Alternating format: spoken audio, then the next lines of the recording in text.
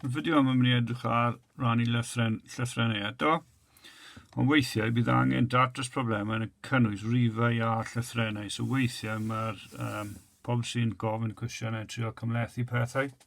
Okay. So fan hyn, 16 cup pŵr 4 rannu gan 8 cup pŵr 2. So os dysyn ni'n sgwennu hwn fel ffracsiwn, byddwch chi yn delio gyda'r rhifau cyfan gyda. So meddyliwch beth yw rhif mwyaf, ffactor gyffredin mwyaf sy'n mynd mewn i 8 sy'n hefyd yn mewn i 16. So ateb yw 8, sawl 8 sy'n mewn 8 yw 1, sawl 8 sy'n mewn 16 yw 2.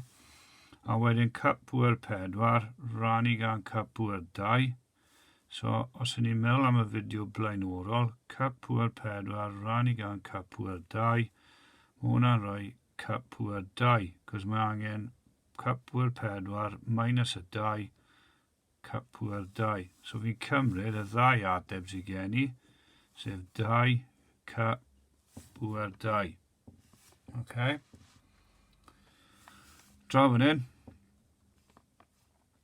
Drych ar y rhifau 8 dros 10, a na fi ddelio gyda'r pŵr 3 rannu gan pŵr 5. Right, so beth sy'n gen i fan hyn, y rhif mwyaf sy'n mynd mewn i'r ddau un yw 2.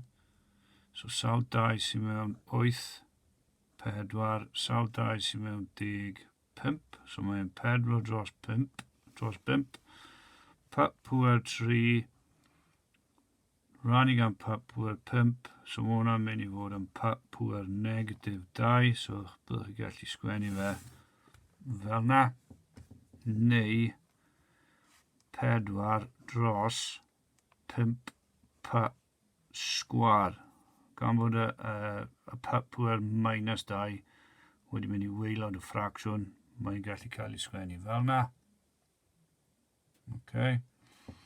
A wedyn draw fan hyn, 18 dros 20, casglwch y termau. So a pŵr 2 rannu gan a pŵr 4.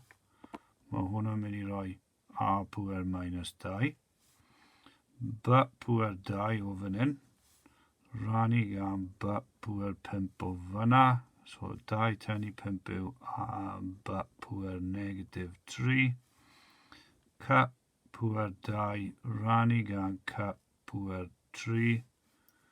Mae hwnna'n mynd i roi b pŵr negatif 1. So os fi'n mynd nôl i'r ffracsiwn, meddyliwch beth yw'r rhif mwyaf sy'n rannu'r ddau yna. Ateb yw 2. So mae hwnna 2 yn ffito mewn i 18 gwaith, 2 yn rannu mewn i 20 gwaith.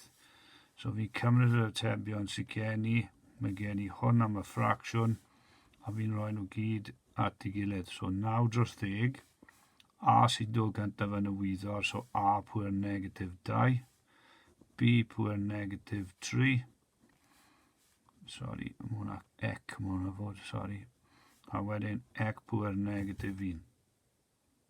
Okay, mae hwnna hefyd gallu cael ei ysgrifennu gyda 9 ar top, 10 ar y gwaelod, ac i gael gwared o bob un o'r bwerau negatif, chi'n troi nhw fel cilydd. Okay, a dyna ni.